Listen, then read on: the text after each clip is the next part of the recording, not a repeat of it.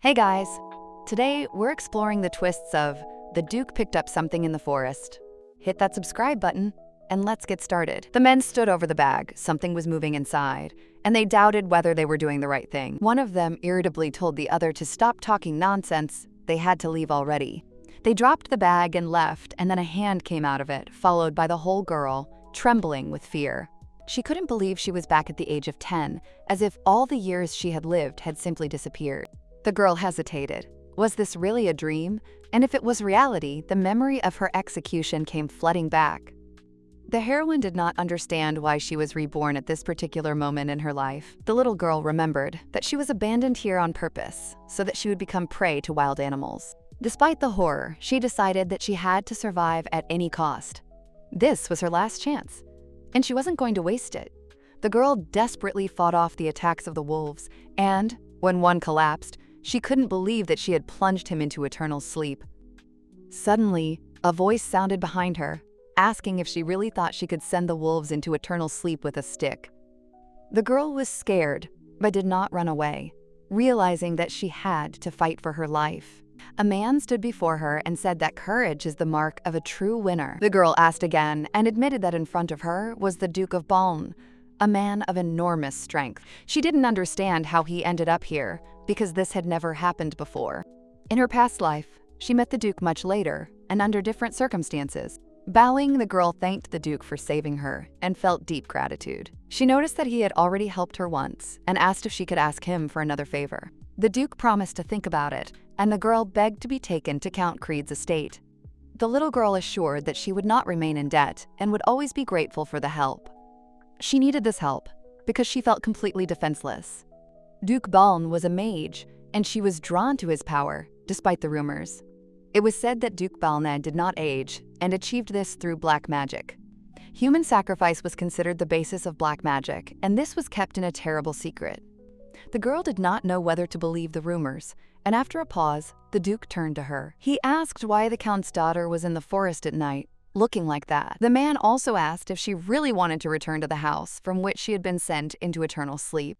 He understood her situation, but everything turned out to be much more complicated than it seemed. The girl was afraid to return, but if she didn't return, what would happen to her then? She explained that his understanding was wrong, and that she was not going to run away from home again. She needs to stop running and hiding, otherwise the problems will never be solved. The Duke did not want to interfere in family conflicts, and preferred to remain on the sidelines. In the end, the Duke agreed to help, and the girl experienced great joy, but he added that he would do this only on one condition, demanding in return something she did not expect. The little girl asked what the condition was, feeling anxious. She had to keep their meeting a secret, and the girl swore to do so. Then the Duke said that they were leaving and opened a portal for travel. The little girl knew that teleportation magic required extraordinary skill. The Duke told us to hold his hand because the crossing could be dangerous. When she touched his hand, he felt a strange feeling that was difficult to explain. The girl did not understand what had happened, and the gentleman turned away and said that everything was fine. They stepped into the portal, and the girl was shocked by the new sensation. The moment flew by, and she found herself in another place. The magic seemed truly wonderful to her. The little girl told the gentleman that it was a real miracle, but he did not react. The girl decided that perhaps she was starting to irritate him and became completely confused. She then thanked the gentleman for taking her home. The little girl added that she knew these places and would get there on her own. The Duke, without answering, created a new portal and announced that this was her path. The girl shouldn't be afraid. The magical flame doesn't burn. The girl waved to the Duke and thanked him, promising to repay him with kindness someday. The Duke sensed something was wrong, but decided to leave, relying on his intuition. There was silence in the estate, as if no one had noticed her disappearance. She knew she needed to get back to her room quickly to avoid arousing suspicion. On her 29th birthday, she saw her true face in the mirror for the first time. In the family of Count Creed, such a thing had never happened before. No one could prove it. The main character became the first gifted person in the family, and no one was going to put up with it. The order to plunge Alicia into eternal sleep was issued by the Count himself. The little girl was not going to let this happen again. She sank to the floor and suddenly heard a voice. It was the maid who asked who was there, and then, noticing my lady, was surprised.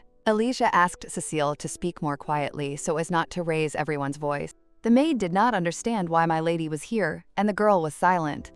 Cecile thought something had happened, but the little girl denied it. She also asked to call Larry because she needed to say something. She decided not to keep everything inside anymore. This is her way of surviving. She didn't understand how many times everything was repeated.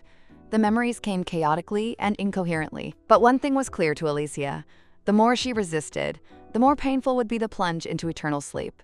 Alicia did not demand much. She first saw her father when she turned 22. She recalled how Count Creed was asked if there were any objections to the sentence of her being plunged into eternal sleep. Each time he answered negatively, calmly and coldly agreeing with the verdict. On that fateful day she turned 22, and her father didn't even know about it. He didn't care about her life, and even after she fell into eternal sleep, he continued to live as usual. Alicia felt neither resentment nor surprise, but rather a feeling of pity. To those who suffered because of her, because if you think about it, she did almost nothing. One of the most influential aristocrats of the empire, Count Creed, is surrounded by honor and wealth. If Alicia's origins could be proven, she would inherit the temple. But there was no evidence. By law, she was considered simply a homeless girl. And Elizabeth's mother, whom her father loved more than life, went into eternal sleep during childbirth. It seemed to Elizabeth that her father's coldness and lack of happiness throughout his life were connected precisely with this. The reason seemed obvious, and Elizabeth asked where she was now. Someone told Elizabeth Creed that this was her 29th reincarnation. The girl didn't fully understand who he was, so she asked again. She didn't remember anything, and he had to explain everything again. His name was Lake. Lake represented the pantheon of gods, and was the one who helps Elizabeth be reborn. Lake thought the situation was strange, he knew a lot about it, but everything was going wrong. 14 years, 3 years, 15 years, the longest 22 years. Each time she appeared frightened and crying, begging Lake to save her life. That was enough. Lake decided that he would not allow this to happen again. God Lake said that Elizabeth must become happy, then the reincarnations will end. But this is already the 29th time, and she has not yet succeeded. Elizabeth decided that now everything would definitely be different. Thanks to Lake, she has memories, and from now on, she will begin to train her powers. This time, Elizabeth will be able to protect the people she loves. The lady said that the girl returned home safe and sound. The emperor's half-sister and current wife of Count Creed Separin, Grace Rotten. The woman was angry because her servant couldn't even cope with a 10-year-old girl. The servant asked for another chance. Grace asked if the previous attempts weren't enough for her. She was supposed to put Alicia Creed into eternal sleep, but she failed her mistress again. The woman made excuses and said that the servants in the outbuilding never left their place for a moment, so it was difficult to lure the girl out.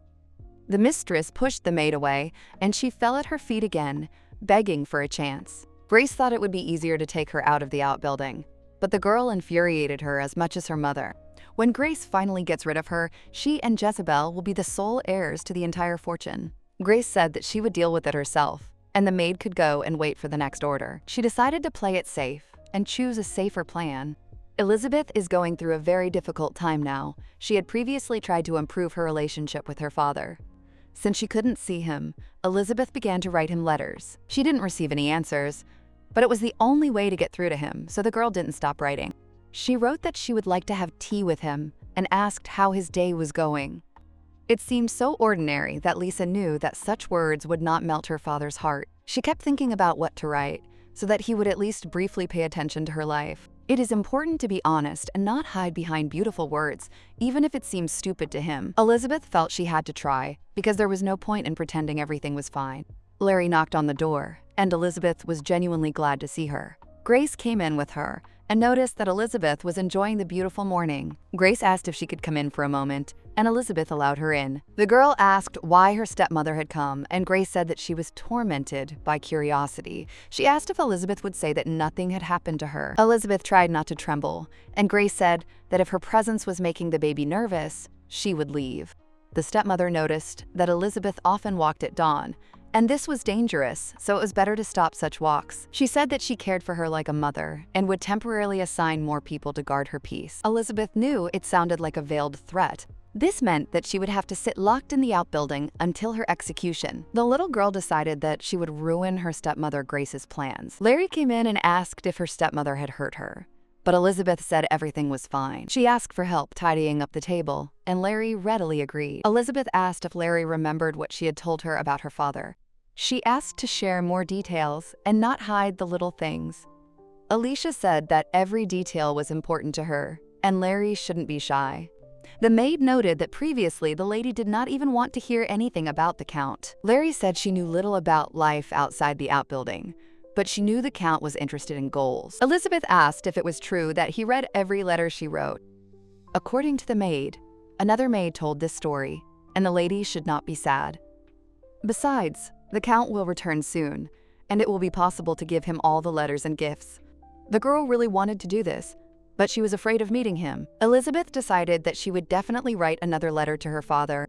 A few days later, the head of the Creed family, Dick Creed, returned home. Grace greeted her husband, glad that he was safe and sound. She said that their daughter Jezebel was worried about him, because she is the youngest daughter of Count Creed. Jezebel greeted her father and said she was happy to see him. Once he was satisfied that he was okay, he turned and walked away, with Grace hurrying after him. Jezebel was angry, not understanding why her mother was humiliating herself in front of him. She found this disgusting, although her own situation was also far from rosy. Grace caught up with Dick and asked how the expedition had gone and if everything was okay. She said she had written to him, and Dick asked coldly if she would continue to pester him like this. Grace began to apologize, and the butler greeted the gentleman. Burns, the butler of the Earl of Creed, said he had been attending to the affairs of the estate during his absence. Dick took the documents, glanced at them, and silently walked on, which greatly embarrassed Burns. Dick asked about the letters, and the butler at first did not understand which ones he was talking about. Then he remembered Lady Alicia's letters and said that he would clarify everything now. Larry told the lady that the garden she takes care of is green all year round. Elizabeth thought it was because she was giving all her love to the garden. The baby did not receive love herself, but she could share it with others. Suddenly, Elizabeth looked towards the forest and, in response to Larry's question, said that she had noticed a bird there. Then she said she was thirsty and asked Larry to bring her some juice. And some more cookies. Larry agreed and asked the lady to wait a bit. When Larry left, she said he could come out. It was the Duke. Elizabeth asked the Duke of Balney why he had come. He did not understand such secrecy. He noted that it was not necessary to send the maid away, since that could lead to bad thoughts. He said she had acted thoughtlessly, but Elizabeth decided that if he were a bad person, he would not have come during the day. The girl thought that he came because of her promise to repay him with kindness for saving her, but she was not ready for that yet. The Duke said that was not the case, dropped to one knee and asked for her hand.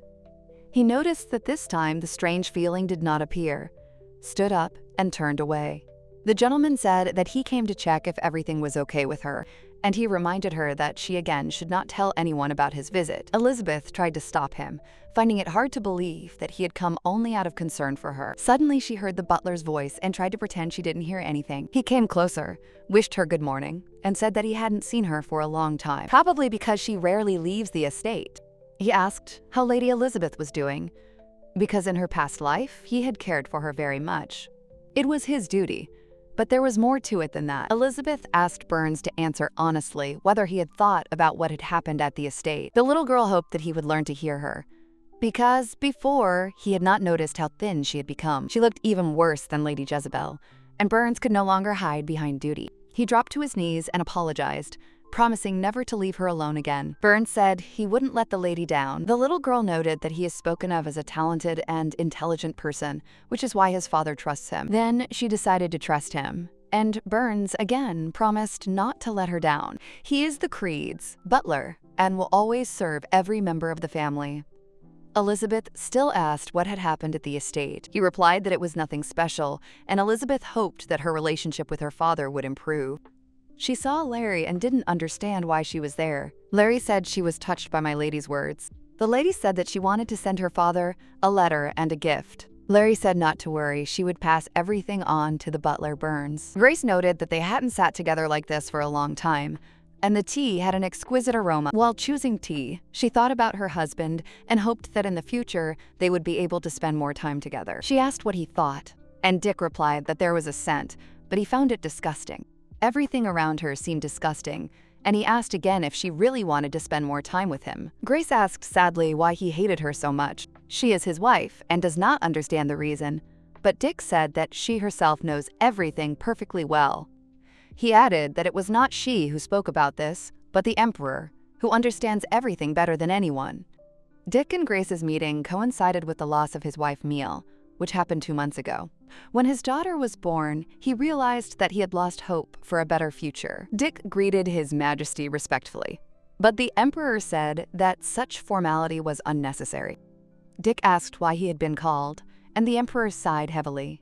He said that he wanted to grant the Count a marriage with his sister. Dick cried out that he had just lost his wife Meal, but the Emperor replied that such was the will of the gods. The Emperor asked him if he understood what power would be wielded by the one who married the Emperor's daughter. Dick considered these to be base desires, but the Emperor continued to persuade him and said that all hope lay in him. He will have a blue blood heir, not the one he has now. Dick asked the Emperor if he really thought that he would so easily accept this will of the gods. The temple servants spoke of the will of the gods, although it seemed to Dick that even the Emperor did not believe it. The Emperor claimed that Dick needed the power that came with the temple he owned. Dick asked if this was an order. The Emperor said they were friends, and this was his first and last request. The Count agreed to fulfill this request. He didn't have time to mourn Meal. He had to get married right away. Everything happened quickly, but the celebration was made luxurious and expensive. He was forced into a new love for an unknown woman, although for him, this feeling had already lost its meaning. After this, Dick began to avoid his family and went to work as a diplomat for the Empire. When he read the girl's letter, he smelled a cooling aroma. It smelled like Meal's perfume, and Dick felt uneasy. The Duke and the Emperor spoke, and Balney assumed that the Emperor knew about the events in the south. The Duke said he would complete what he had started in 3 years and return. The Emperor asked in surprise. The Emperor summoned him because the Prince of Smolona and the Count of Kalos had made a treaty. Balney did not understand the alarm because the Separan family remains loyal to Watolen. The Emperor said that he could not be sure of anyone except Balney and Dick because others might be up to no good. He was sure something dangerous was happening. Balna doubted it would begin exactly 3 years from now. The Emperor admitted that his words were risky, but perhaps in 3 years they would succeed. The Emperor declared that the Duke of Balney must marry the woman of his choice. The Duke asked if it had become the Emperor's hobby to arrange marriages between people who did not like each other. The Emperor replied that the gods do not welcome loneliness. Balney admitted that he is trying to fill the void, but does not intend to do so through marriage. He has too many secrets in his heart that he cannot reveal. The Emperor tried to stop him. The result was this. In 3 years, Balna would conquer the barbarian lands and give them to the Emperor. The Emperor needs patience. It's not needed now, but it might come in handy later. Elizabeth told Cecile that she was going to learn fencing. The maid didn't believe what she heard and asked again. She thought it was a joke, but the little girl smiled and said that it was serious and she needed to know how to defend herself. Cecile reminded her that she was only 10 years old, but that was precisely why Elizabeth needed protection. The main thing is that Grace doesn't find out. We need a place for secret training. The Duke Giordano estate is the best choice. The Giordano clan controlled the Order of Swordsmen and had its own intelligence network. Entry was closed to outsiders, and only a few workers were hired to prevent anything from leaking out. Elizabeth was told it was the perfect secret headquarters. The girl wondered if they would teach her fencing there. Cecile understood that stopping the mistress would be difficult, so she agreed to help, but asked not to exhaust herself. If anything bad happens, Elizabeth must tell the maid immediately. The girl agreed, but Cecile was still worried and asked again if the lady could change her mind. Duke Baln suddenly said that he did not like to be disturbed. Larry told the maids that the mistress was worried about the kidnapping attempt and ordered that security be strengthened. There are few servants in this wing, but they should be able to cope. Cecile asked not to worry. Elizabeth understood that because of her, the maids were having a hard time. They even slept by the door. She can't defend herself now, so she needs to train at least a little. The broom slipped from her hands and fell with a clatter. The maids asked what had happened, but she replied that everything was fine. Due to family policy, she will not be able to study magic, so fencing is the only option left. Elizabeth picked up her broom again and decided not to give up until she tried it. Every failure teaches something. Tomorrow, she will definitely go to Duke Giordano's estate. She can't give up. She explains her refusals to attend by citing poor health. The butler confirms this, but if she leaves in a carriage, then the illness was just a pretext. Burns asked permission to express his opinion, and the Earl allowed it. He asked why the gentleman was so eager to see Miss Alicia. It seemed to him that the Count himself did not understand the reason for this desire, since he had not bothered her before. Naturally, his daughter avoids him.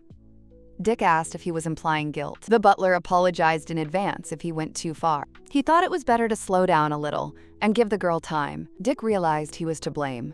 It was his fault before meal. He came to Grace, and she asked if he had figured it out. The servant noted that it would not be easy for her to return from there alive. Elizabeth was grabbed by the neck. She tried to get out and begged to be saved, because she did not want to be plunged into eternal sleep. Someone began to comfort her with a warm hand, and the girl became curious about who it was. She woke up abruptly and realized it was a dream, but her heart was beating like crazy, and everything seemed too real. She sat in the carriage, looking at the lights, and rode to the Duke's estate, where the unknown awaited her. Elizabeth felt that the carriage was going too fast and needed to be asked to slow down. When she knocked, the door swung open and the girl flew out of the carriage. She didn't understand what was happening, and when she saw the edge of the cliff, she let go of her hand. She couldn't believe that all this was happening to her again. The carriage overturned, and only then did Elizabeth wonder where she had ended up. Duke Balnay entered the room. She was silent, and he decided she was having nightmares. The girl was surprised to see him, but Balnay said there was nothing to worry about. They are located on the territory of the Duchy of Giordano, and the safest house is the Duke's house. Here, no one will overturn the carriage or try to put it into eternal sleep, pretending it was an accident. Elizabeth guessed it was Grace's doing. The Duke noted that she was constantly putting herself at risk. He said that if he hadn't made it in time, she would have been left alone in cruel circumstances. Elizabeth wanted to say something, but he asked her to eat first, since she had slept for a whole day. Balna said that in her sleep she was muttering about bacon soup, and this soup just happened to have bacon in it. Elizabeth felt very embarrassed for saying such things. The Duke confirmed her words, and the girl felt even more awkward. She was in his house and talking about bacon in her sleep. Once she eats, she can come down. The Duke was going to give her a fencing lesson, and Elizabeth didn't understand how he knew about it. Balnay said he just guessed, and they would see each other later. The soup turned out to be very tasty, and Elizabeth decided that the duchy cooked in a special way. At this time, something important was happening at the Creed estate, changing the fate of everyone. Larry was worried because there was no news from the lady and wondered if Elizabeth had arrived safely. Cecilia ran up to her, and Larry didn't immediately understand what was happening. Cecilia, in a panic, said that the Count was furious, everything was going to hell, and disaster was looming over the estate. Lecce, the guard of the Duke of Balm, came to the master with an important message. A few days ago, Lady Creed came and said that she needed a teacher. He asked permission to teach her personally. He'd heard that no one wanted to do it. Balnay asked if there was a special reason.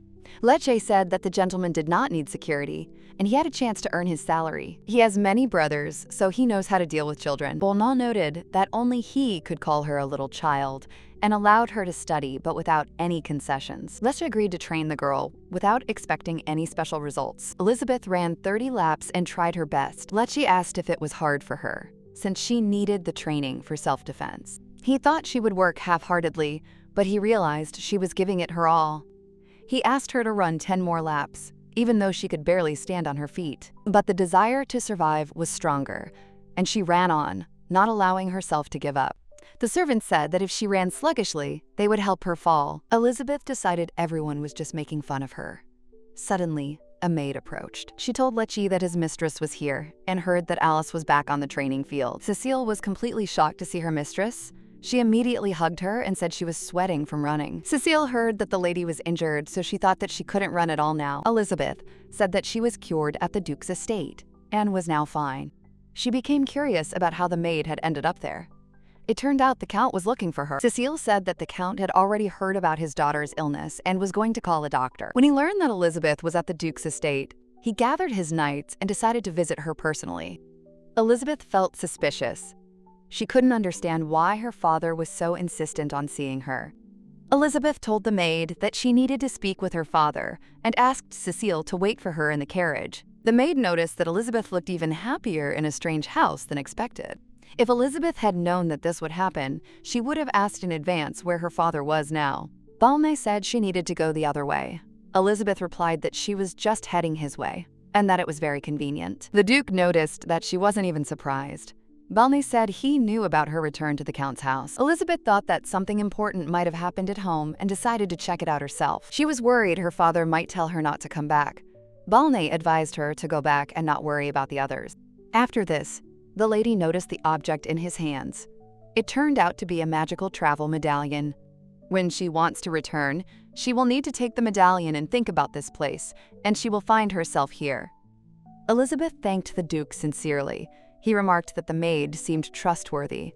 But just in case, it's better to head straight to the gate. She was told not to worry because she would be delivered to the estate without any problems. Elizabeth thanked him again for his concern and admitted that she didn't even know how she could repay such support. Balme asked if she could promise him something in that case. Elizabeth had seriously underestimated the stepping stone exercise. 2 days ago, she had been to the Duke's. Balme said it was a trifle, but it was important to keep a promise. She asked what he was talking about.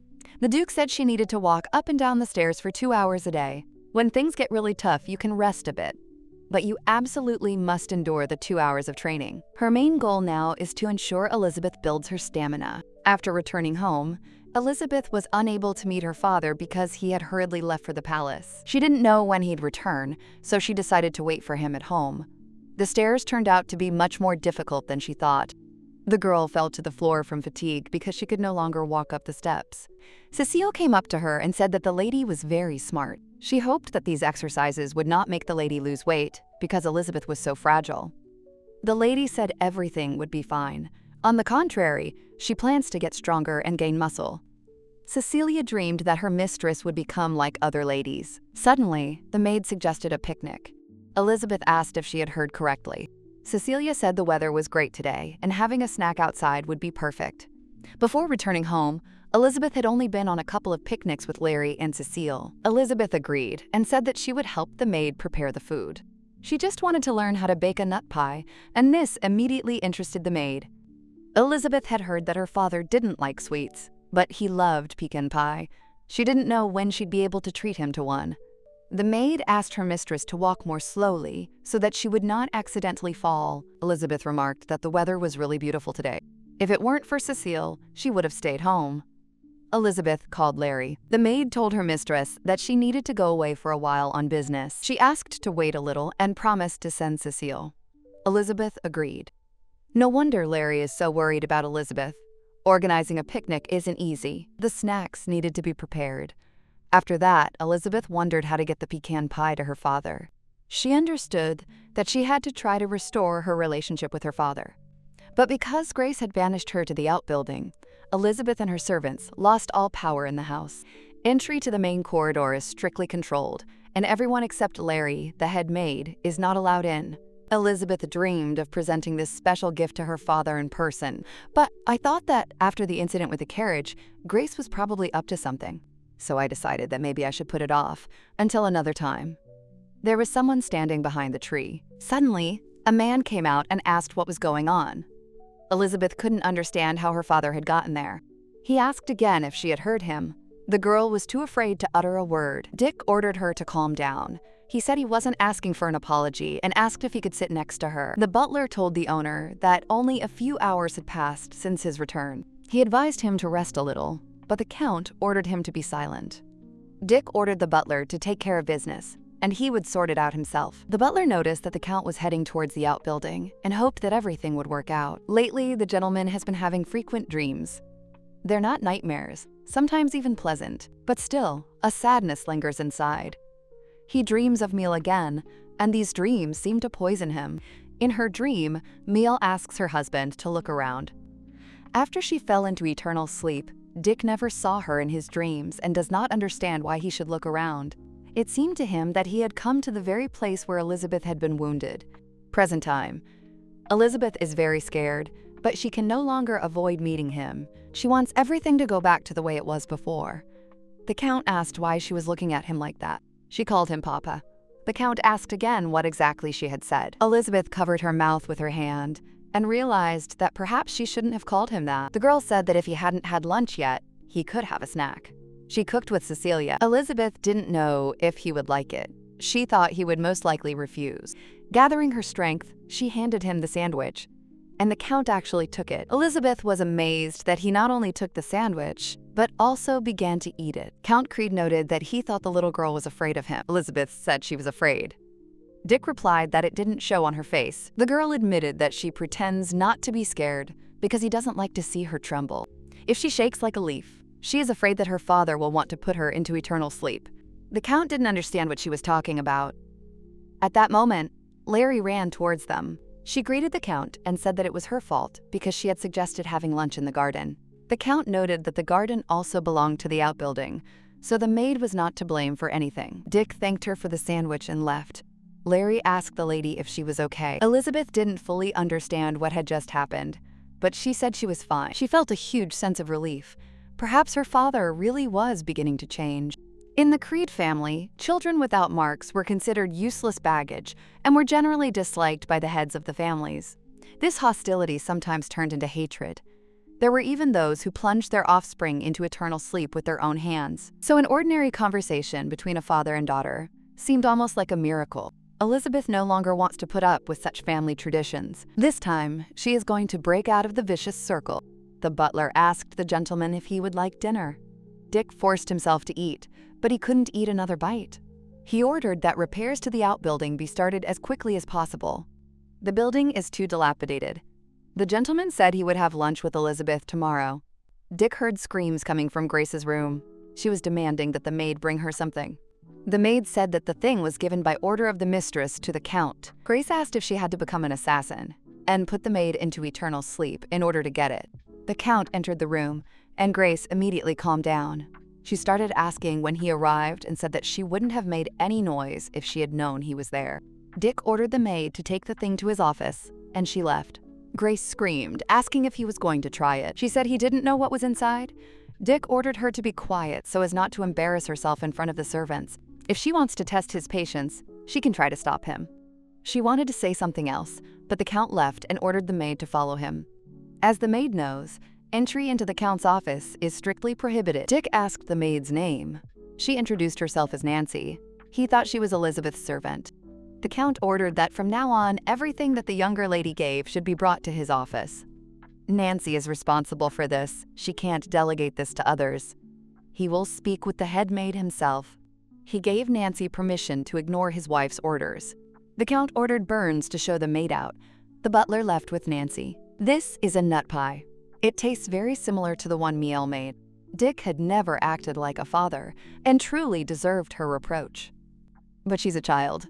She wrote that she loves meat and vegetables and eats everything in whole portions. She added that she liked meat a little better, and she's also excellent at embroidery. Elizabeth sent him a handkerchief and hoped that it would be useful. Last time we had bacon soup, there was so little bacon in it that Elizabeth thought it was just warm milk. She wrote that there was a constant shortage of maids because many were quitting. Previously, letters began with formal greetings, and the Count did not even read them.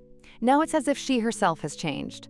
Perhaps it's connected to the dream in which Miel appeared. Something is changing, but the Count doesn't understand what exactly.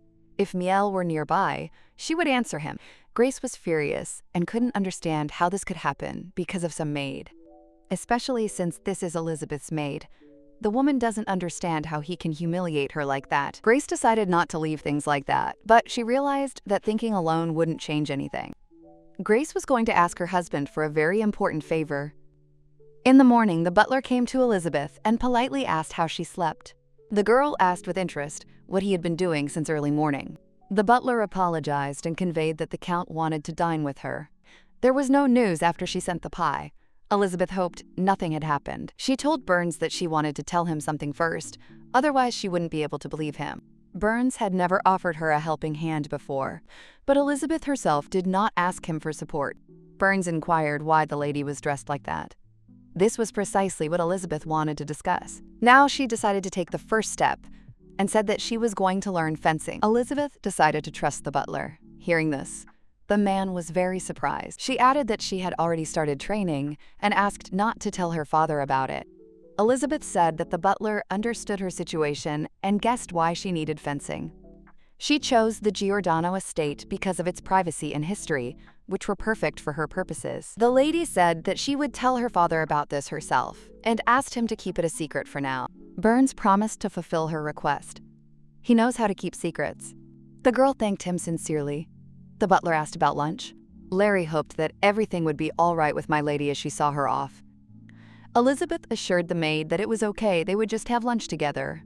The girl was also worried, but she didn't want to show it to Larry. The maid was afraid the lady might get indigestion. They noticed the sprout emerge. Elizabeth couldn't even figure out how it had managed to squeeze through such a gap. Larry said it was the mistress's influence. Elizabeth is capable of nurturing a shoot even in winter. Separan was once considered a land without life. Winters there were long and brutal. Therefore, before winter, aristocrats hired magicians to cast a spell of preservation on the garden. But Elizabeth's plants do not die even without such magic, unless they are physically destroyed. It's probably a blessing. Plants and animals are given it even without a mark. Larry reported that someone was approaching. The man greeted Miss Elizabeth. It was Camille, Dialog's escort knight. He introduced himself and said he had come for her. Elizabeth told the maid she would be back soon. Larry asked her to be careful. If Elizabeth had known in advance, she wouldn't have trained so hard that morning. Her legs hurt really bad. Camille asked if her legs hurt. The girl replied that everything was fine. Camille dropped to one knee, apologized, and lifted his mistress into his arms. Elizabeth begged to be released. Camille remarked that he had seen her several times from afar, and Mrs. Larry wore it the same way. Elizabeth couldn't remember when it was. Camille was always kind. He had long wanted to help her. He said that the lady can address him informally. Elizabeth asked again, and he added that otherwise the Count would scold him. But she didn't think that her father would be angry over such a trifle. Elizabeth agreed. Camille was delighted and smiled broadly. The butler hastily reported that the gentleman had just returned. Camille greeted the Count. Elizabeth thought he would be waiting inside. Dick ignored Camille and then asked how much longer he intended to hold Elizabeth in his arms. Camille immediately apologized and put his mistress down. Elizabeth noticed the displeasure on his face. She decided that he was once again offended by her. He turned to the girl. As he closed the doors, he noticed that there was still a lot he didn't know. Elizabeth was confused and didn't know what to answer. Suddenly, she turned around and thanked her father for inviting her to dinner. Father told us to go inside. The butler said the lady shouldn't worry. Father wasn't angry. When Elizabeth tried to ask something, he said that she would understand everything after talking with the Count. Burns asked her not to be afraid and wished her bon appetit. If she needed anything, she could call him. He would wait outside. Elizabeth didn't want Burns to leave her alone. He was already sitting and invited his daughter to take a seat next to him at the table. Dick noticed that Elizabeth was uneasy and asked if she was uncomfortable. She tried to answer. The Count said he'd ordered the smallest utensils, and that was odd. The girl didn't understand whether this was a dream or reality. She wasn't used to her father's attitude. She remembered how she was sentenced to eternal sleep for putting the princess into eternal sleep and trying to harm the emperor. And she remembered how her father had been indifferent to her back then. She didn't understand why their first meeting had to take place here. It is unclear why he never looked back to where his daughter was standing. When people lost their lives because of her, Eliza felt fear and deep regret. And when she cried, her father didn't even look in her direction, as if her grief didn't concern him. Elizabeth decided not to cry. What she really wanted to do was air her grievances. She wondered if it had ever occurred to him that his daughter had been falsely accused. But perhaps, because of the mark, he didn't care. She so wanted to say that she hated him. Her father said he liked the pecan pie and commented on her talent. Elizabeth didn't understand what happened next or why everything was this way. The girl burst into tears. She was sobbing and asking why only now. Dick was stunned and didn't understand what was happening to her. It was strange that she didn't express offense. Dick didn't know what to do. He thought about whether to say that she was making too much noise or to try to bring her to her senses. The Count realized he hadn't said the most important thing. He sat down next to Elizabeth and apologized. Dick asked his daughter if she had calmed down. He told her not to rub her eyes and handed her a handkerchief. Elizabeth recognized the handkerchief she had embroidered for him. She cried harder and asked why he still had it. Dick asked why she thought so, since it was she who gave him this opportunity. Elizabeth thought he had thrown it away. She felt useless and had inherited nothing from the family. The Count understands why she speaks this way and is aware of the reasons for her words. Lady Elizabeth appears very fragile next to her peers. The Count didn't know this, But he thought so too, even without seeing her. He asked the butler if he really thought the master wanted to hear all this. Burns responded in the negative and apologized for the situation. Until this moment, the Count had completely ignored everything connected with the child. If it weren't for Emil's dream, nothing would have changed, and life would have gone on without any drastic changes. The Creed family was famous for its strict rules of upbringing and striving for the ideal image of the family. They spoiled children with family characteristics and got rid of those who did not inherit them. Family members suppressed their feelings and lived for the prosperity of the clan. Even if they had to hurt those around them and their own child, their determination remained unwavering. But family goals cannot justify such behavior. Personal principles are more important. The Count admitted that he never threw away Elizabeth's gifts and never hated her. Dick realized that he had been cold and too strict with the little girl. He realized that it was impossible to change her attitude towards him in an instant. Dick has no intention of asking Elizabeth to forgive the years of loneliness she spent away from him, but he promised to change. Elizabeth asked why he had suddenly come to this conclusion. Dick himself couldn't really explain why this had become so important now. After her letter, he became interested in how she really lived. Elizabeth was surprised that her father had read the letter at all, and that what he had heard was true. It seemed to her that it was a dream, because it was so difficult to believe in quick changes. He suggested they start with at least lunch. If this was a dream, Elizabeth would like to stay in it longer. At dinner, the Count literally bombarded her with questions, and she ate her fill. Elizabeth felt like she was about to have stomach problems from worry. She said there were too many questions. Dick was delighted to hear her call him father. Elizabeth hoped he wouldn't make her repeat it. He reassured her and asked her not to worry. Dick suggested they just continue eating. Elizabeth had never seen such a gentle look in his eyes. It would be wonderful if it were like this forever. Dick admitted that he would like to eat with her all the time. Elizabeth realized that this was a chance and agreed. But she had a request for her father. She wants to eat with him and asked him to pay attention to the menu of the servants living with her in the outbuilding. The Count remarked that it sounded as if her food was very different here and there. Now Elizabeth understood for sure that her father really knew nothing about her life. She said he just wasn't interested in it before. He had no idea how she lived. But he still talked about changes. Dick realized that he would need her help to truly change. Elizabeth agreed to help. The Count sensed that it wasn't just about food. He decided to find out everything to the end.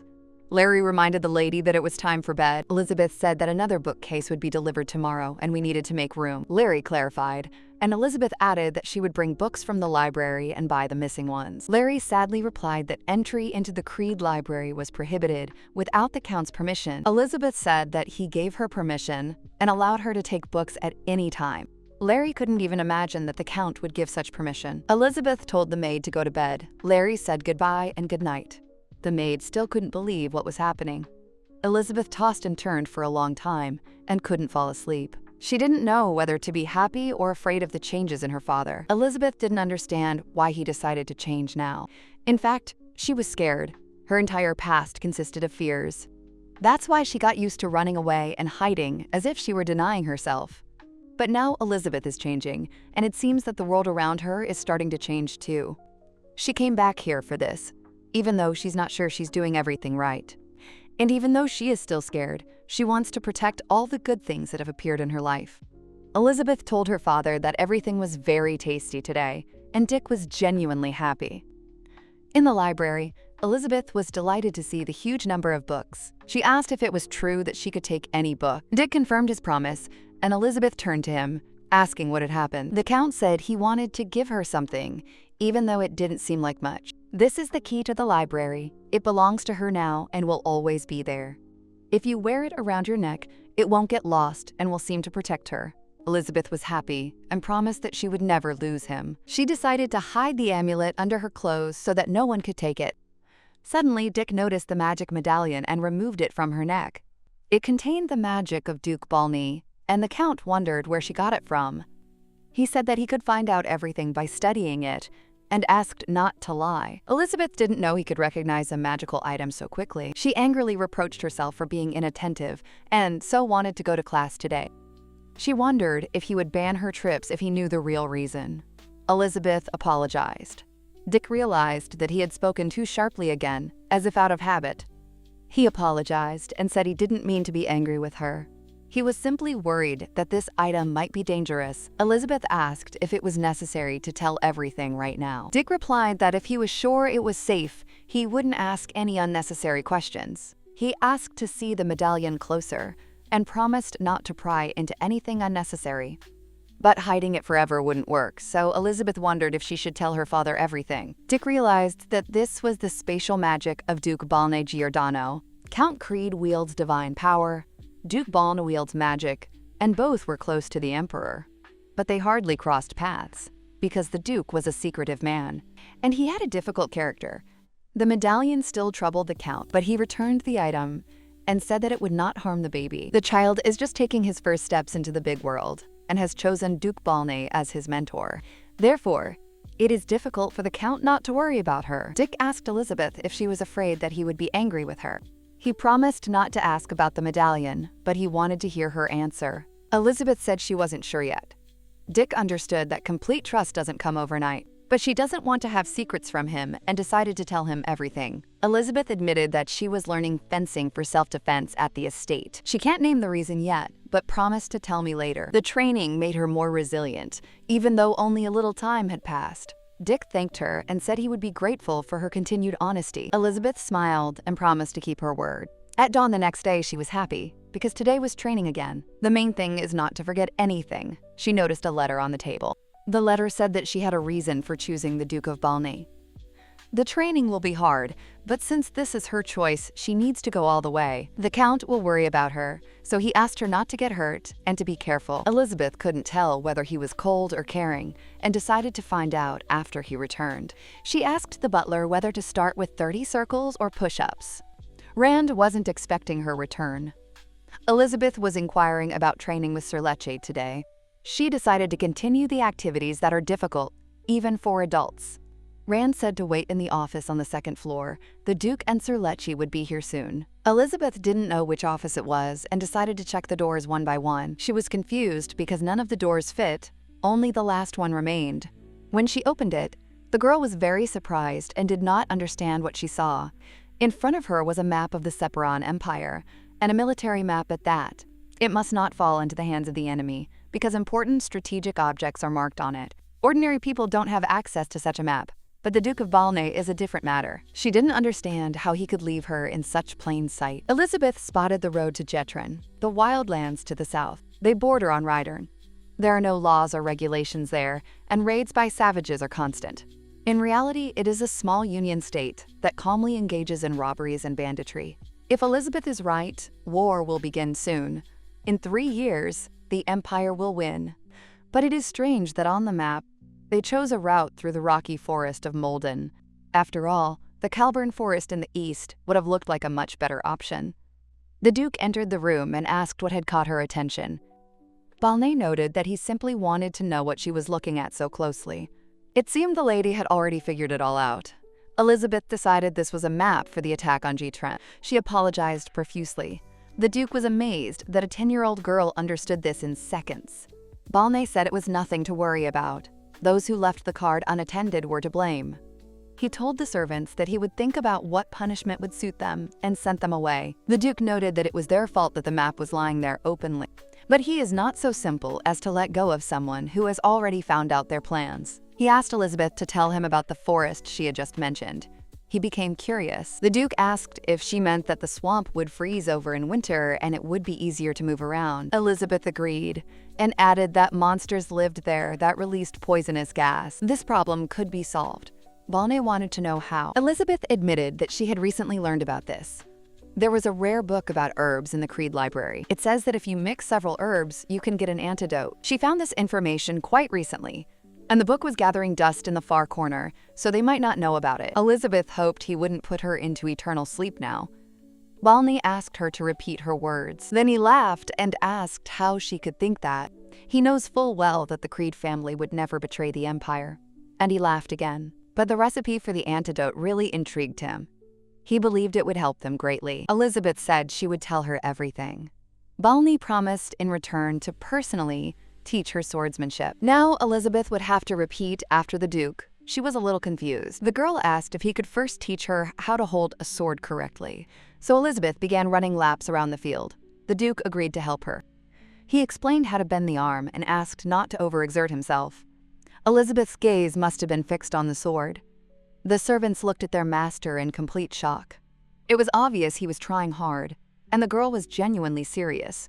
Everyone wanted to support her. The next day, Elizabeth came to the Duke for training again. She ran and trained, and the servants supported her as best they could, and she was sincerely grateful to them. Thus, 10 days passed at the estate of Duke Giordano Balne, after which she returned home. Her father said they needed to talk. Elizabeth felt like she was in trouble. The Count noticed that his daughter was too easily frightened and asked her not to worry.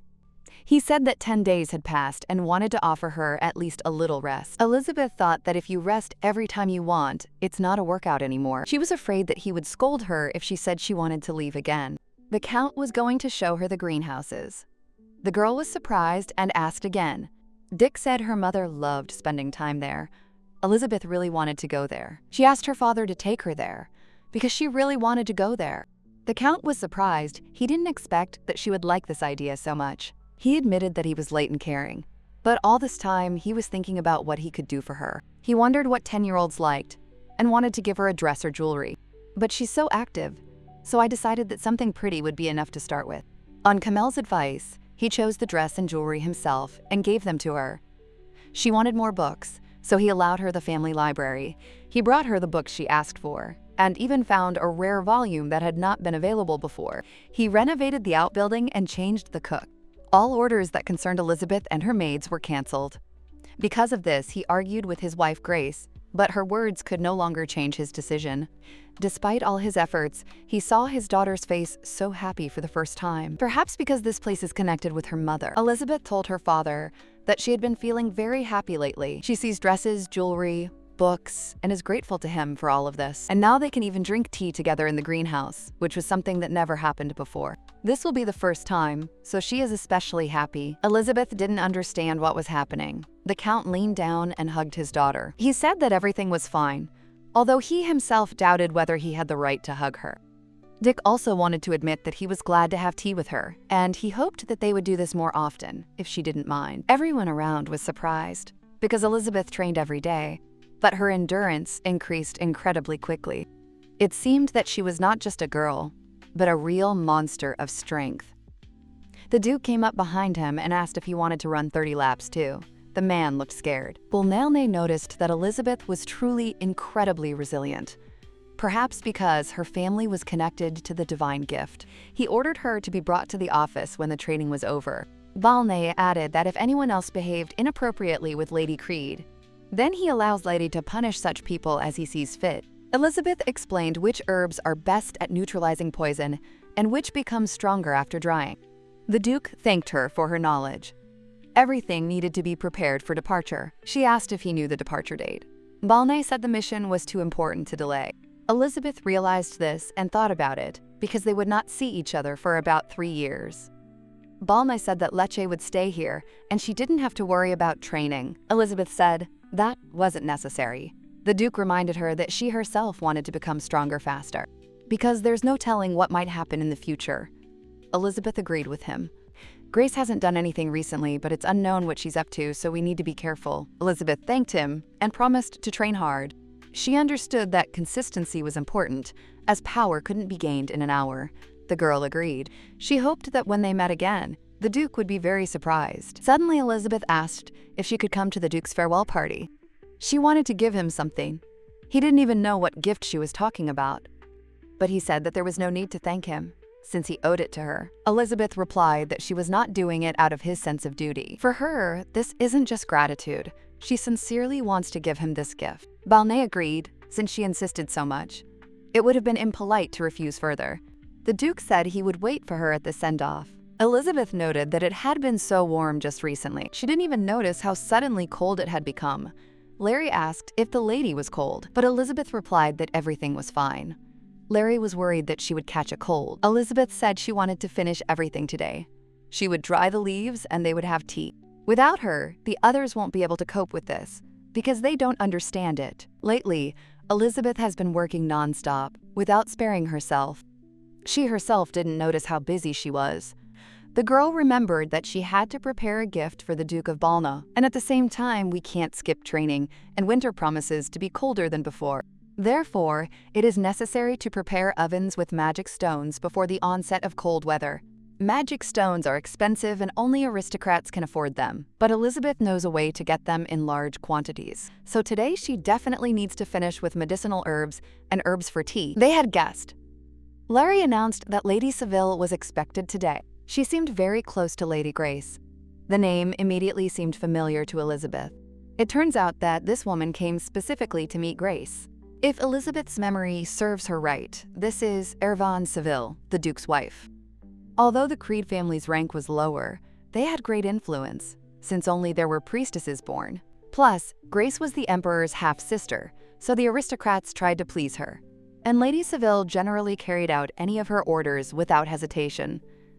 On Grace's orders, she put Elizabeth into eternal sleep in her third reincarnation. But now everything could turn out differently. If Elizabeth changes, those around her changed too. Elizabeth asked Larry if she could find out the purpose of the lady's visit. The maid was surprised, and Elizabeth said that perhaps she needed to be met. Larry understood, but noticed that the lady looked worried. Elizabeth relaxed a little, as she had been too busy lately. Besides, Grace was acting quietly, and Elizabeth thought that everything was fine. Larry's maid entered the room. Elizabeth asked if she had learned the reason for the lady's arrival. Larry said she had come for tea, and that it was a present for Mrs. Elizabeth. The lady handed her some tea leaves. She was so kind, even without seeing Elizabeth in person. The main character realized that there are people who never change. Elizabeth relaxed too soon and asked the maid where she was going. Larry assumed the lady had gone to Grace's reception area. Elizabeth followed. The maid immediately asked where her lady was going. Elizabeth turned and asked if Larry was a good baker. Grace is constantly being asked for things and is content to be needed by others. The lady was sure that she was obliged to help her mistress in her difficult affairs. Grace definitely couldn't have done it without her support. She believed that angelium was very difficult to obtain. Angelium is a poisonous plant. If its leaves are fried more than 10 times and ground into powder, they become dangerous. Adding angelium to tea causes the victim's organs to fail. Bloody vomiting begins, and the person slowly sinks into eternal sleep, experiencing pain and despair. The plant has no taste or smell, and almost no one knows about its properties. Such a crime will not arouse suspicion. The lady said Grace had been so kind to her that she owed it to her. Grace was interested in intermediaries. Seville replied that everyone involved had already been captured. If everything fell through, they could frame one of them and execute the assassin. Grace couldn't imagine how she would cope without the lady and decided to have a celebratory dinner with Jezebel. Seville said that the idea was great. Her Kale also wanted to see her. Grace noted that it seemed the lady wanted to marry off her son to Josephine. But since she is the Duke's wife, this can be thought about. Suddenly, there was a knock. Grace was surprised because she wasn't expecting anyone. It was Elizabeth. She greeted her mother and Lady Seville. Grace didn't understand why this girl had come. She didn't want to see her at home anymore. Grace said she didn't belong there without a reason. Elizabeth replied that it would only take a minute. Elizabeth heard that Lady Seville had left her a gift in the outbuilding, so she baked cookies in return. She and the maid made it together. It turned out delicious, and she asked to try it. Seville did not expect gratitude in return, but was glad to receive the gift. The lady was sure that Elizabeth had no idea about the poisoned gift. She tasted the cookies and admitted that they were indeed delicious. Elizabeth invited her mother to try some too. Grace knew that today or tomorrow she might be plunged into eternal sleep, so she decided to do one last favor. When they both tried it, Elizabeth said she had added some tea leaves from Lady Seville. They were both in shock. Seville couldn't believe she'd just eaten poisoned cookies. They found it strange that the cookies didn't have much flavor. Elizabeth took the cookie herself and began to eat it. Seville tried to stop her. She decided that she must have been so busy cooking that she had forgotten to add the leaves. But Elizabeth tried very hard and hoped that they would like the cookies. Grace didn't understand how she knew everything. Seville thought they were about to fall into eternal sleep. Elizabeth simply decided to make fun of Grace, threw the cookies, and did not understand how she dared. Seville asked if they would be okay. Grace confirmed that they would and said she would handle the incident. Seville had nothing to worry about. Elizabeth looked her straight in the eyes for the first time. Elizabeth felt better, but she was still scared. She hoped she hadn't acted stupidly. In the hallway, she bumped into her daughter Grace. Jezebel was indignant that she wasn't looking where she was going. Elizabeth apologized. Jezebel asked who she was, but the girl ran away. She tried to stop her and realized the girl looked like the woman in the portrait that her father loved. Miel loved her daughter dearly. Elizabeth stood aside, aware that it was she and her mother. The main character would also like to see her, at least in a dream. Elizabeth really wanted to talk to her mother. Suddenly, she woke up. Grace was nearby and asked where she was going. Her place was on the other side. She threw it into the bag. Elizabeth ran and found herself at the water. At the last moment, she decided to jump. She understood that in this way, she would miss her last chance and disappear. But Elizabeth so wanted to live her life to the very end. She cried and sobbed. She woke up in her room and decided it was a dream. Dad was sleeping next to me. He started to wake up. Fully awake, he shouted her name and asked her to lie back down, as she couldn't get up. It seemed his daughter still had a fever. He was very scared when he realized she had fainted. He asked what had happened. The girl decided she had been outside in the cold for too long. Lately, she often walked with Larry in the garden and assured Dick that everything was fine. The Count said that this was not so, because she had been bedridden for 3 days and needed to rest. Elizabeth only plucked up the courage to say something to Grace and lay with a fever for 3 days. The father didn't know if he had the right to say that, but he asked her not to smile, pretending that everything was fine. She's only 10, and she might still be just a child. So he asked her to stop pretending. Elizabeth hid under the blanket to keep from crying. Dick asked her what was wrong. He thought something hurt. Even now, when she remembers past lives, Elizabeth still hates and despises her father, but she feels that the hostility is weakening. The girl asked if her dad could stay with her until she fell asleep. Someday this hostility would disappear. Dick said he would be there even after she woke up. A few days later, Elizabeth spoke to the Duke and heard that he was leaving in a couple of days. And so it was. They were leaving early in the morning. Balne thought it would be difficult for her to come and see him off. Elizabeth said that she would then give the gift right away. The girl was very worried. Balna was curious what she had prepared to make her so nervous. Elizabeth doubted he would like it. She asked him to sit down for a minute. The Duke did not expect that Elizabeth would bring him to his knees so easily. The girl immediately said that this is not what she meant. She was simply too small. So she asked him to sit down and apologized many times. Balne joked about it. Elizabeth was unhappy, as she was already nervous. The Duke asked if she would give her the gift now because he was impatient. He was impatient, but Elizabeth didn't know if the gift would live up to his expectations. Balne thought she had changed her mind. Elizabeth apologized. She asked for a second because she couldn't get it out of her bag. Then she allowed me to open my eyes. The gift was ready. Balne asked if he could open it now. Elizabeth agreed. This is a tea she made herself. It contains medicinal herbs and has healing properties. It would be cold on the battlefield, so this gift seemed appropriate to her. The Duke was very grateful to the lady. Elizabeth said it was just a trifle. Indeed, she had another gift. The Duke became curious about it. Elizabeth finally made up her mind and placed a crystal pendant around the Duke's neck. She thought that the decoration could become his personal talisman and bring good luck. This decoration was not very expensive, but she put a lot of care and soul into it. The Duke turned to the lady and asked if she had tried so hard for him. The girl confirmed this. Balna noted that this was already more than enough, and that made him happy. He will gladly accept any gift from her, so there is no need to say otherwise. Elizabeth said that if he was happy, then her efforts were not in vain. Several days had passed since Elizabeth had regained consciousness. Today, Dick was planning to go to the greenhouse with her. He told her about the summons from the Imperial Palace. The Count didn't want to go there, but he had little choice. Father asked if he should go there. Elizabeth said it was really much more important. She believed that her father had to go to the palace, because they could go to the greenhouse another time. Dick felt sorry to cancel their plans, but he didn't know how to tell her so gently. He was curious about what important matter the Emperor was calling him for. The Count entered, bowed, spoke words of glory and honor to the great Bardza and Eowlin, and greeted the Emperor. The gentleman noticed that they hadn't seen each other for a long time. The Emperor ordered the guards to leave the throne room. They tried to object, but he still sent them away. Everyone left the room. The Count did not expect the Emperor to expel all his guards, so he became especially interested in what he was going to tell. Since ancient times, relations between the imperial family and the Crete family were tense, and left much to be desired. The power that once allowed the empire to subjugate the people was obtained from the god of war, Alin. But it didn't work on the family of Count Crete, which is why this family became a dangerous figure for the emperor. She could rebel at any moment, and although relations improved, no one knew when things would deteriorate again. The emperor noticed that the people he considered his own hands seemed to have distanced themselves from him, and this upset him. The Duke of Balna is busy with the war, and there's nothing he can do about it. But the count wasn't summoned to complain. The emperor said that he had heard that his eldest daughter was very gifted. Everyone who comes to the throne room makes sure to mention what a genius she is. Dick noted that if you read a lot of books and consider it a gift, then yes, she is gifted. However, she does not carry the mark and is considered a useless child. The emperor said that with the mark, she could become the mistress of the temple, which had been empty for a long time.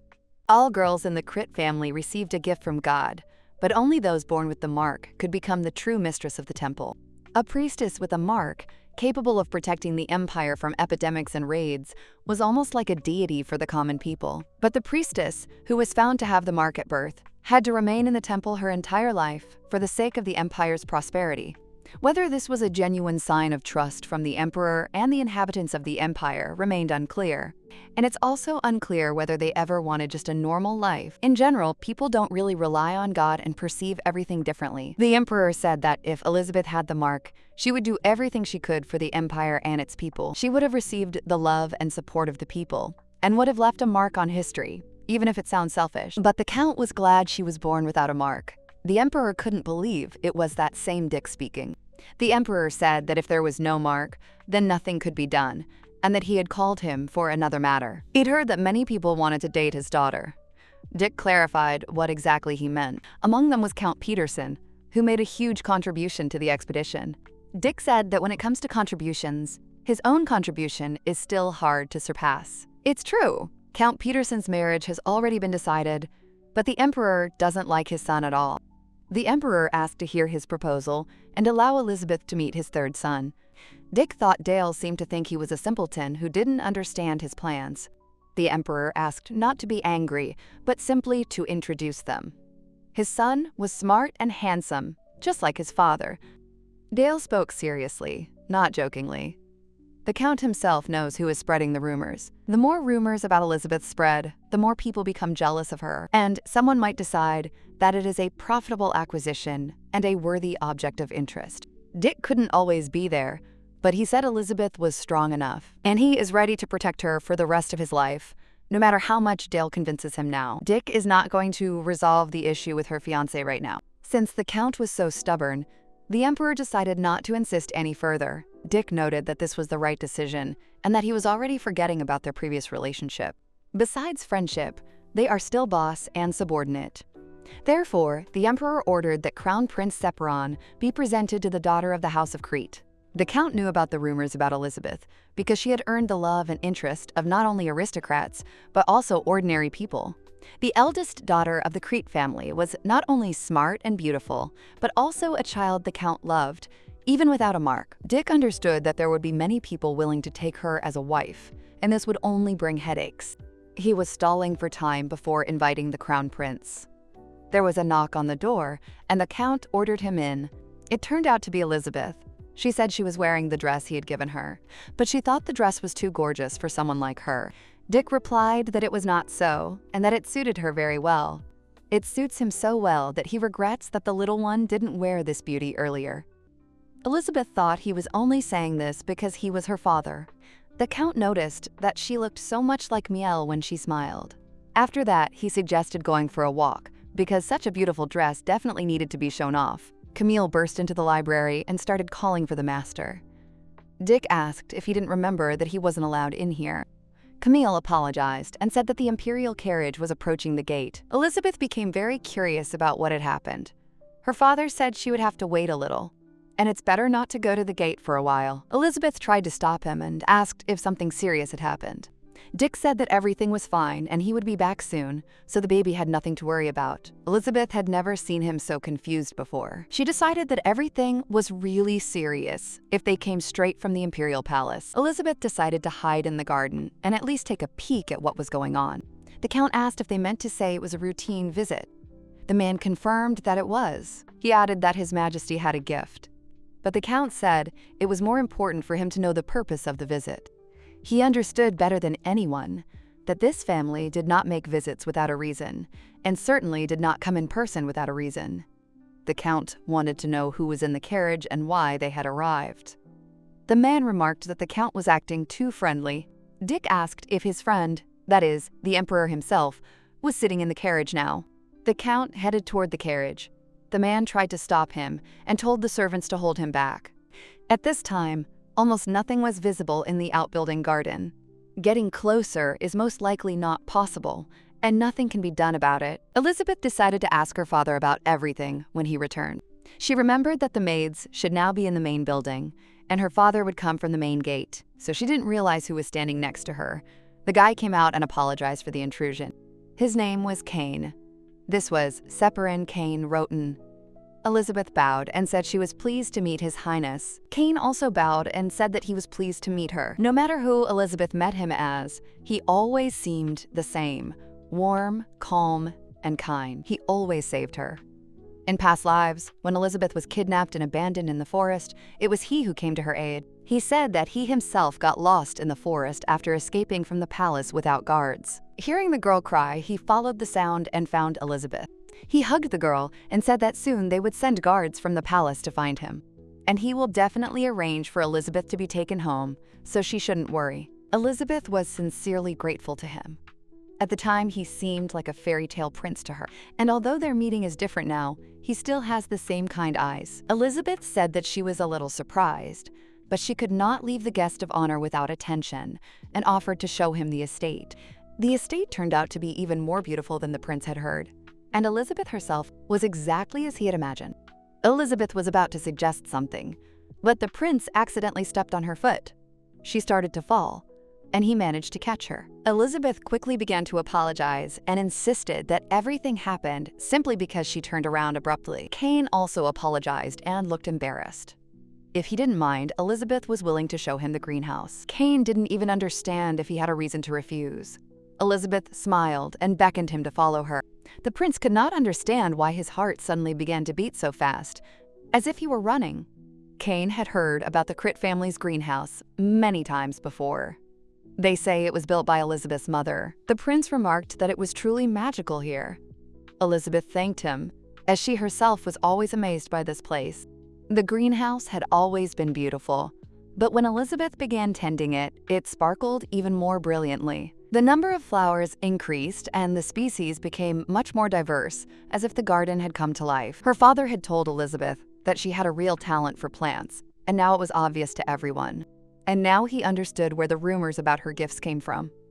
Elizabeth asked him again, but her father advised her not to bother her head with such talk. The girl was still curious about what exactly he meant. Kane spoke softly to Elizabeth and noticed a petal tangled in her hair. He carefully removed it, and the girl thanked him. It was an onelli. This flower has an unusual scent, and Elizabeth loves it very much. Onelli comes from the Cajon Empire, which is located very far from Sepiran. Elizabeth was delighted and said that she had read about that place. The warm climate there allows many rare and amazing plants to grow. Kane asked if she enjoyed talking about other continents. He wasn't bragging, he just visited them often for his studies. Elizabeth listened with rapture. Kane said he could share everything he had seen and heard. Suddenly, the Count rushed into the greenhouse. Elizabeth was surprised, because she hadn't been expecting him at all. Dick said he was just looking for his lordship. The carriage turned out to be empty, and all the servants insisted that they did not see anyone. The Count couldn't even imagine they would end up here. Kane noted that he and the gentleman hadn't seen each other for a long time. The prince immediately apologized for his unexpected appearance, as His Highness had been ordered to meet Elizabeth. He promised that next time he would come, observing all the rules and formalities. The Count very much hoped so, although he himself isn't sure if this next time will ever come. Elizabeth didn't like the tense atmosphere, so she suggested they sit down quietly and talk. Her ladyship was just about to tell us about other continents. The prince noted that both Lady Elizabeth and Count Dick were exactly as the emperor had described them. Kane told his mistress that it was time for him to leave. Elizabeth was surprised by such haste. The prince explained that he had not been officially invited today, so he did not want to overstay his welcome, but he sincerely hopes that he will soon receive a real invitation. Eventually, the Count contacted the imperial family again because his daughter agreed to a meeting. The prince asked that next time she call him by his name and lightly touched her hand with his lips. Dick was horrified by the whole situation. Elizabeth said she wanted to go somewhere, so she asked her father to go with her. Jezebel asked her mother if something was wrong. Grace was silent and gloomy. Grace said irritably that it was unfair, because if it weren't for this Elizabeth, Jezebel could have had everything. The girl wanted to answer that she was fine now, but her mother started screaming. For her, only one thing was important. Jezebel should become the sole heir of the Creed family, and she will make sure that her daughter receives the mark and the love that is due to her. Grace said we needed to be a little bolder. She added that Kihar suggested one way. She was angry, because this would not allow Elizabeth to be completely immersed in eternal sleep. But for the sake of Jezebel's future, she's willing to become a sacrifice. They just need to deceive Elizabeth. Jezebel didn't understand what her mother was planning this time. She was often furious lately. And suddenly she saw a girl in the garden. She wondered who it was, because she had never seen her before. Maybe it's the new maid. But why is she walking around so late and alone? And for some reason, it seemed as if the girl had just emerged from the forest. Today, Jezebel overheard her mother talking. She ordered her to take the girl into the forest before she woke up. Jezebel thought that this simply couldn't be true and decided to write it all off as a coincidence. But it was after that day that her mother became so embittered. The girl didn't know what to do if it wasn't an accident. People were surprised when they saw Count Dick. Many didn't understand why he was there. His eldest daughter, Elizabeth, walked alongside him. Her father asked her to be careful, and he asked her to tell him if she wanted anything other than books. But Elizabeth replied that she only wanted books, although she did not understand why everyone looked at them that way. Suddenly, a woman ran out of the crowd and joyfully shouted that it was a great honor for her to meet Lady Elizabeth. She dreamed of this and finally got her chance. Elizabeth greeted her politely, but the girl didn't know who this woman was. She hoped the lady would accept her gift. These turned out to be amazingly beautiful apples.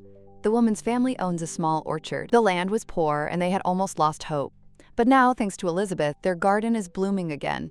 The girl didn't understand what they were talking about. Elizabeth is the first daughter in the Creed family in 100 years.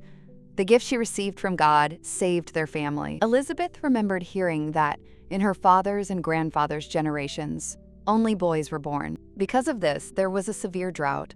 Elizabeth asked the woman's name. The woman's name was Ekna. Elizabeth said she would gladly eat the apples. The Count remarked that it was time for them to go to the bookstore. He understood that many people wanted to talk to her. People who grew potatoes and bread shouted from the crowd, and everyone asked to accept their gifts. Father thought Elizabeth was upset that they missed the bookstore. But the girl said that, on the contrary, she was glad because so many people thanked her today. Elizabeth told her father that perhaps she really should live a long life. The father agreed, and the girl added that she wanted to live it with him, and therefore asked him to protect her. The father asked why she suddenly started asking about this. Elizabeth thought she was a useless, unmarked child. But today, she realized she was wrong. People said that the years of crop failure ended at the moment of her birth. She was terrified to imagine how they lived while she was again and again plunging into eternal sleep. Elizabeth suggested that they had been waiting for the fertile years and had suffered a lot. Previously, she had no reason to worry about other people's troubles. She only wanted to protect Larry and Cecile. But now she realized there were many more like them. There are those she must and can protect. Now her life has meaning. For some, it became long-awaited rain. Elizabeth told her father that she wanted to live long and do a lot. Therefore, she asks him to protect her and the people dear to her. She hoped her father wasn't angry. It seemed like they had become closer. Dick recalled his daughter calling herself a useless, unmarked child. He was angry with himself because it was he who had planted these thoughts in her head. He had no right to cry in front of her. He called Elizabeth, hugged her, and lifted her into his arms. Now he understood what others felt when they held her close. Dick said it was too late, but he also wanted to feel that happiness. Elizabeth thanked him. Dick replied that she didn't owe him any thanks for something he should have done earlier. She is his beloved Elizabeth, and he also wants to live a long life with her. He will definitely protect her and those dear to her. He made a promise. Elizabeth burst into tears, hoping it wasn't a dream. The Count assured her it was real. The butler told the master that children need love. They need to be praised and stroked on the head. And be sure to give her warm hugs. Camille agreed and reminded her how he used to carry her in his arms. Dick noticed that no one had asked him. The knight apologized. The gentleman used to think that only the mark was important. Dick told his daughter that even if everything turned out to be a dream, he will repeat his promise again after waking up. He will definitely protect her. When the maid entered the room, she did not understand why her mistress's eyes were so swollen.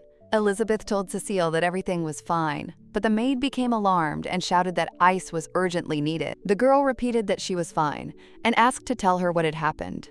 The mistress noticed Cecile running in. The maid handed her a letter. Elizabeth opened the envelope and read the invitation to Jezebel Creed's 9th birthday party. It's Jezebel's birthday. If you've never been to one before, that explains a lot. When someone is planning to host a reception on behalf of a family, the approval of the head of the family is required. The Creed family never threw a birthday party for a child without a mark, and Jezebel's mark was never found. Besides, my father just left yesterday due to a sudden summons to the palace. It seems Grace orchestrated this whole thing single-handedly. Elizabeth is becoming increasingly curious about what exactly she's up to this time. There will be too many stares at the reception. Besides, Elizabeth is now on good terms with her father, and it's no longer as easy to put her into eternal sleep as before. It's just a birthday party. Maybe Elizabeth is just overexcited. The lady said that this was not something to worry about at all, but in any case, no one will be particularly happy about Elizabeth's appearance. Cecile conveyed that Mrs. Grace, on the contrary, was very much hoping for Elizabeth's arrival. All the estate servants, without exception, were involved in preparing for the holiday. Elizabeth noticed that preparations were underway in earnest. She herself didn't understand why she had come here at all. It would be much wiser to sit quietly and wait for my father to return, or to send a man to the castle for him right now. Suddenly, someone called out to Elizabeth. Upon hearing the voice, she immediately realized it was Jezebel. Jezebel asked Elizabeth what she was doing there. The lady decided she had nothing to fear. Elizabeth hadn't even met her in her past life. Perhaps this was her chance to win Jezebel over to her side. Jezebel snorted and said Elizabeth looked like a mouse. Elizabeth tried to respond, but Jezebel pointed out that she wanted to meet her anyway, so it was even better this way. Elizabeth was surprised that Jezebel wanted this meeting at all, because she didn't understand why. Jezebel turned around and asked why Elizabeth had frozen. Elizabeth immediately ran after her. Completely confused, Elizabeth simply followed Jezebel. But a thought flashed through my head that this could be Grace's trap, and there could be poison in the tea. However, she soon decided that there was no need to be afraid of everything. Jezebel added that her mother didn't know about their meeting, and remarked that Elizabeth was even more pathetic than she thought. Elizabeth looked uncertain and far from elegant. She held her cup with both hands, as if she didn't even know the rules of etiquette. Jezebel saw no reason why her father would value Elizabeth so much, and she didn't understand why her mother was so angry. Elizabeth finally decided to ask why Jezebel wanted to meet her. She asked again. Elizabeth recalled that Jezebel herself had spoken of wanting to see each other. Jezebel asked if Elizabeth was curious and said that her father thought she was special. That's why Jezebel wanted to see what he saw in her. But she didn't find anything special. Elizabeth seemed a bit silly to her, and this only evoked pity. Jezebel was irritated that Elizabeth was so helpful and pretending to be kind. They both have no mark, but only Elizabeth received support, and Jezebel did not understand this. Elizabeth didn't realize it was bothering Jezebel so much. She tried to do something, but was told to just back off. At that moment, Grace knocked on the door of the room, and Jezebel realized it was her mother.